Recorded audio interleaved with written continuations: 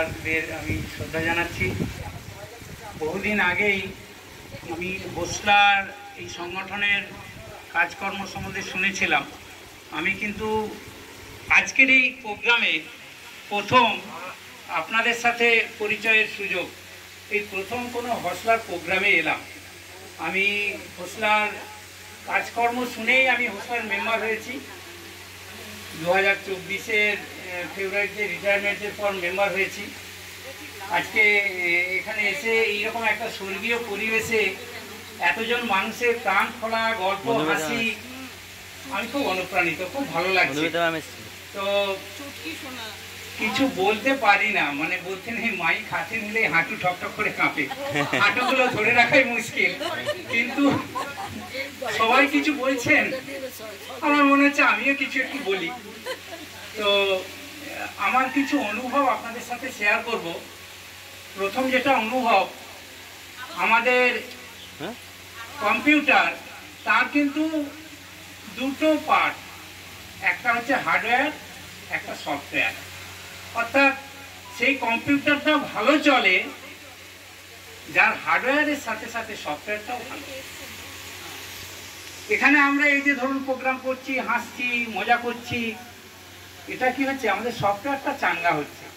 অর্থাৎ কিনা আপনার মোবাইলের দুটো পার্ট, একটা সিম একটা মোবাইল।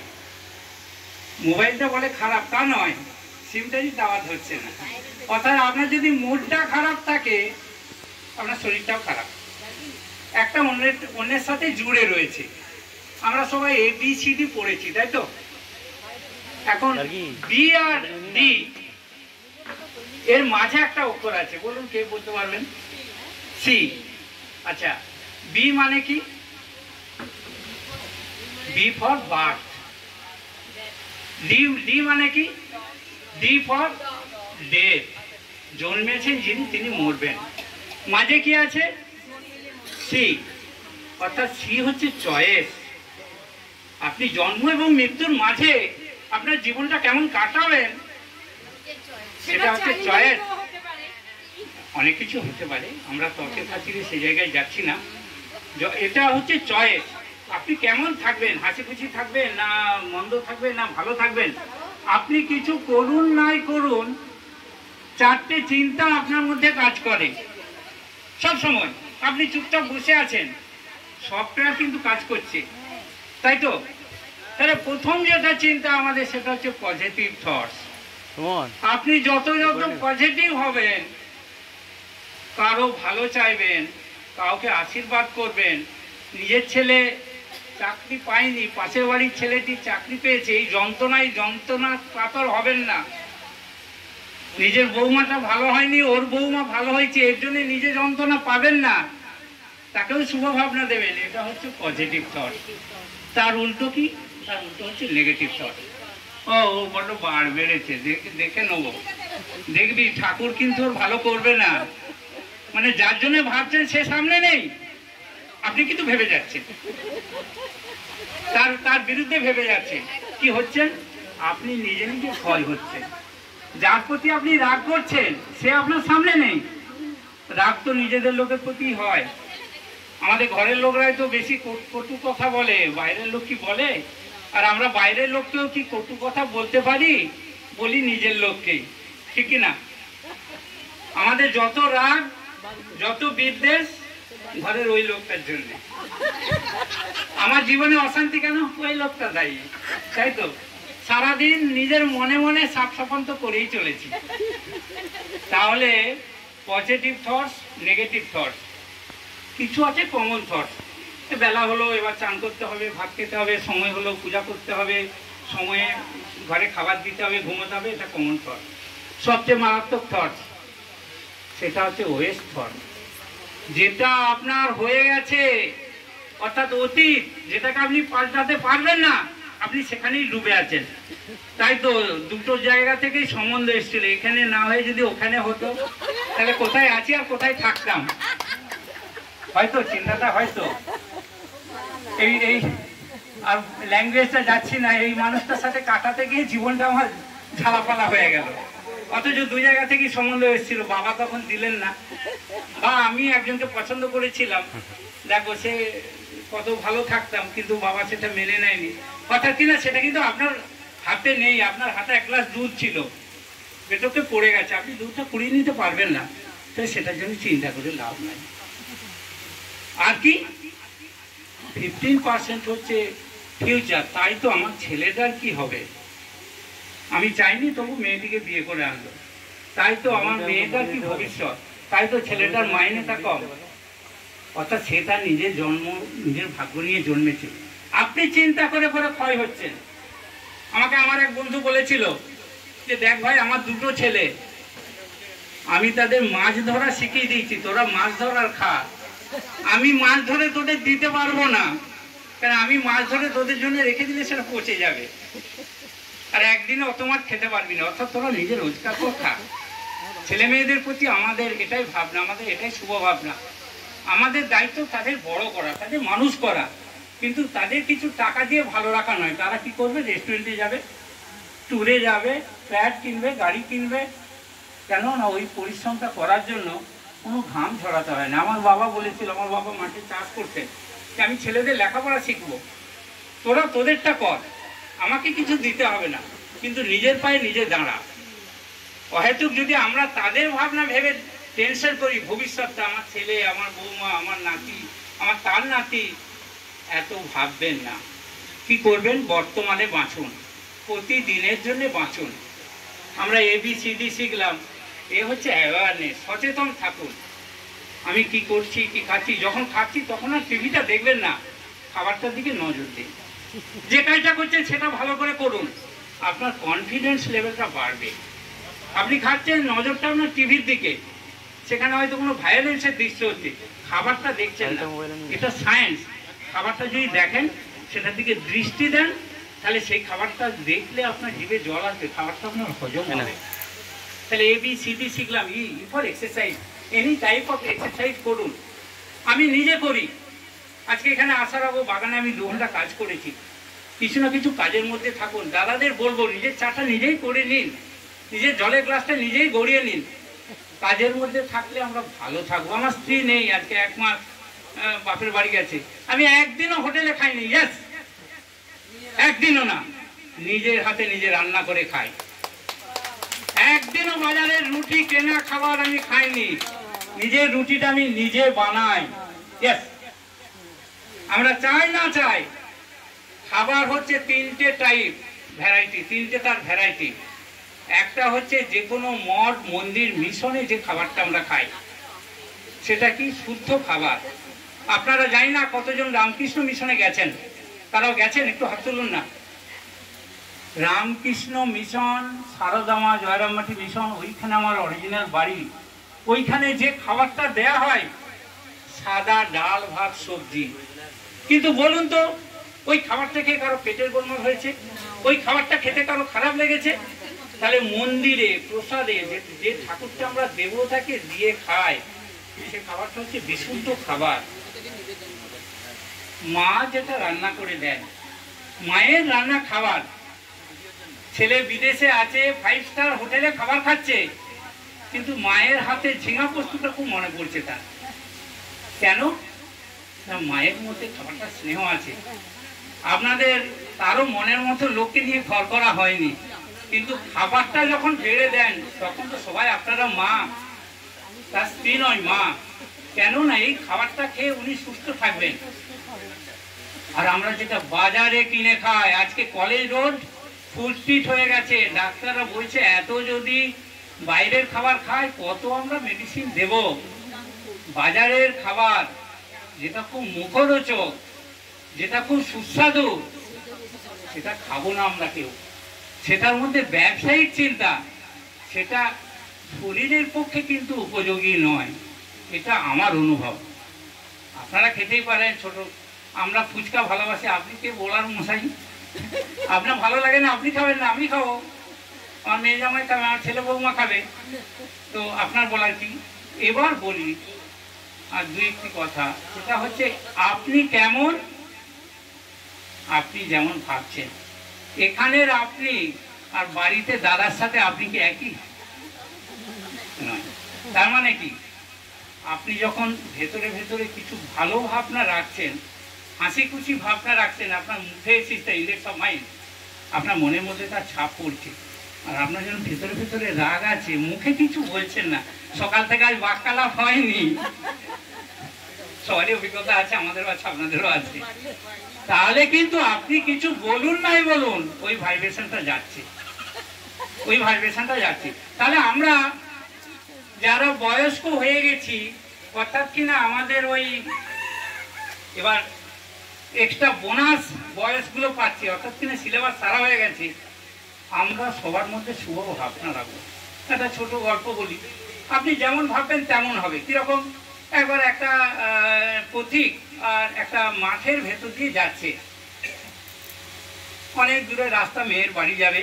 যেতে যেতে একটা গাছতলা পেয়েছে, দিয়ে বলছে যে আরে গাছতলা একটু জিরিয়ে নি। জিরিয়েছে, দিতে দিতেই তার খুব খিদে পেয়েছে। যদি একটু জল পেতাম। তখন দেখছে কোথা থেকে এক গ্লাস জল এলো, শুধু জল, একটু শরবত হলে ভালো হতো। নুন কাগজি শরবত এলো। আরে এতক্ষণ খিদেটা পাইনি, এই জল শরবত খেয়ে খিদেটা পেয়ে গেছে। কোথা থেকে খাবার থালা এলো। খাওয়ার পরে কি হয়, আমাদের ঘুম আসে। যদি একটু শোয়া যেত, দেখতে যে সুন্দর গদি বিছানা এসে গেছে, যে শুয়েছে। শোয়ার পরই চিন্তা হচ্ছে, তাই তো আমি তো শুয়ে আছি, কাছাকাছি জঙ্গল, যদি বাঘ আসে, বাঘ এলো তাকে খেয়ে নেবে। তাহলে এতক্ষণ পর্যন্ত তিনি পজিটিভ থটসের মধ্যে ছিলেন। যখনই আপনি নেগেটিভ জায়গাতে গেলেন, তখনই কিন্তু আপনার মৃত্যু হলো। আমি একদিন অফিসে ডিউটি করছি, একদিন কৃষিতুল্য মানুষ, 74 বছর বয়স, তিনি এসছেন করোনার সময়। তিনি এসে আমাকে বলছেন, দেখেছেন দেশের কি অবস্থা? মানে কি দেখবো, যে পড়েননি আজকে কাগজটা? না কেন, আজও কত লোক মারা গেল। সরকারে কোনো ভুগতে পারছে বলুন?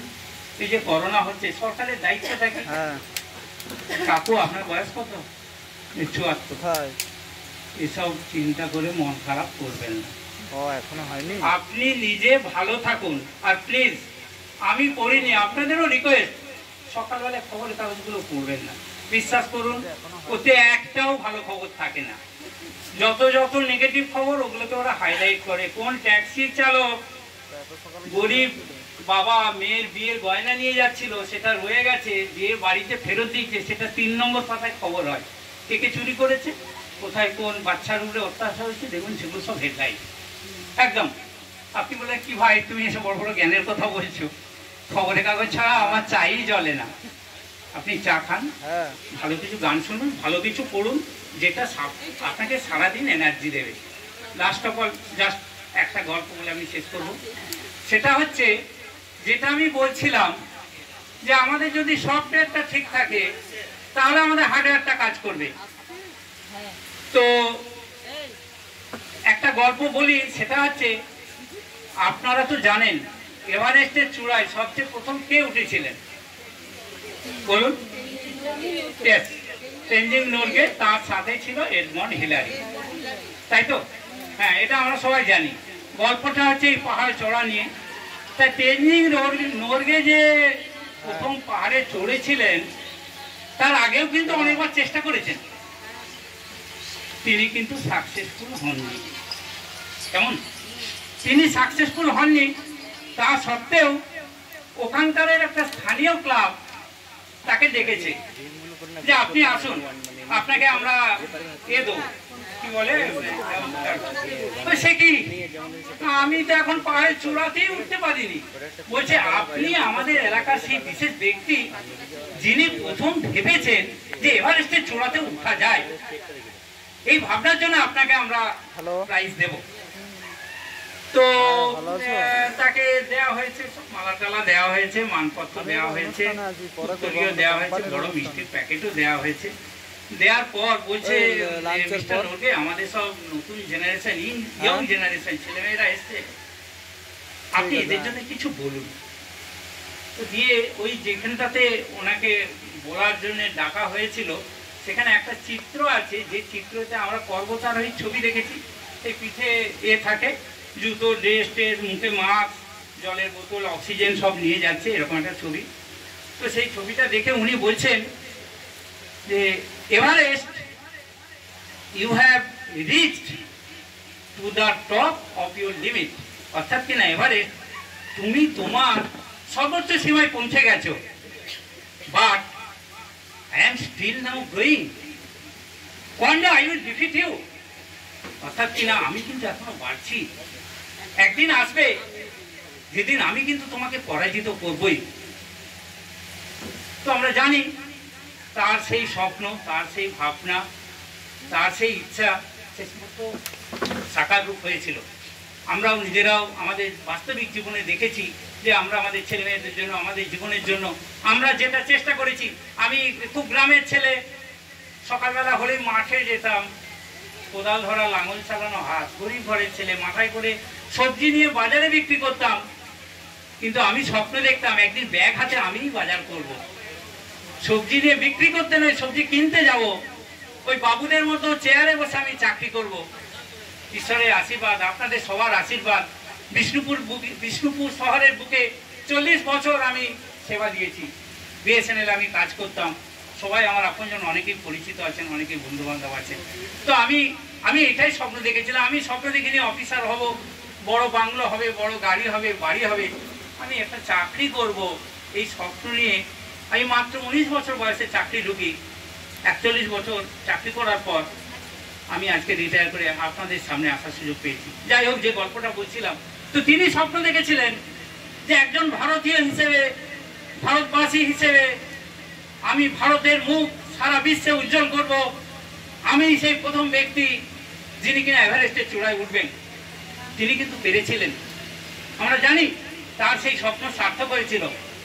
তাহলে সেই স্বপ্ন যখন তার সার্থক হয়, সারা বিশ্ব থেকে তাকে ডাক দিচ্ছে, আপনি আসুন, আমাদের দেশের মানুষকে কিছু বার্তা দিন, কিছু বুঝিয়ে দিন, কিছু বলতে থাকুন।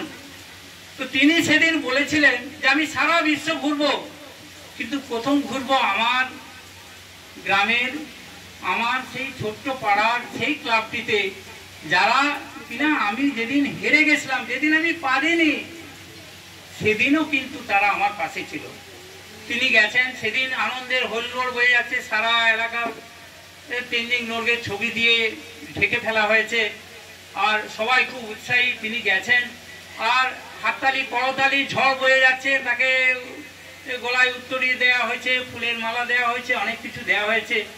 দেওয়ার পর সাংবাদিকরা তাকে প্রশ্ন করছেন, মিস্টার নোরগে, আপনি তো বিশ্বের সর্বোচ্চ চূড়ায় উঠেছেন, সারা বিশ্ব জেনে গেছে, ভারতবর্ষের মুখ আপনি উজ্জ্বল করেছেন, তো আপনার এই পাহাড়ের চূড়ায় উঠতে কোন প্রবলেমটা, কোন চ্যালেঞ্জটা আপনার জীবনের সবচেয়ে বড় কঠিন মনে হয়েছিল? টেলাস, বলুন তো কোনটা সবচেয়ে বাধা? কে বলবেন, বলুন। পাহাড়ে ওঠার জন্য প্রথম অক্সিজেন। ইয়াস, একজন মা বলেছেন অক্সিজেন। অক্সিজেন, ওখানে অক্সিজেন থাকে না। দ্বিতীয় বাধা বলবেন আর কেউ? হ্যাঁ, ইয়েস, ক্লাইমেট।